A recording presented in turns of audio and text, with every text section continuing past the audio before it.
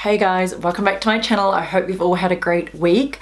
So in today's video, I am doing this makeup tutorial. It is the Scream mask. I cannot believe, I know it looks so weird when I'm talking, but I cannot believe I've never done this makeup look before. This is like a typical horror movie that everybody knows. There's like 6 Scream movies. I think the last one came out last year and I haven't even seen it yet. I think it was last year or the year before that, but I haven't even seen it yet, which is crazy to me. So I need to up my game with watching like horror movies and stuff again like I used to. But I thought it would be cool to do more like typical characters that people know. So about 2 months ago I did Chucky and you guys seem to really like that, and now it is Scream. And I know you can like buy these masks, but if you guys want to save yourself some money, all you need is black paint and white paint and a black eyeshadow, and you can achieve this look in an hour and a half. So if you guys want to save some money and do this look, and it's actually not that hard at all, especially if you follow along with this. Yeah, hopefully you guys like this tutorial. I can't wait for Halloween. It is already the, what is the date? The 26th of August today. So when I upload this video, it's going to be September already, which is crazy. It means that Halloween is next month.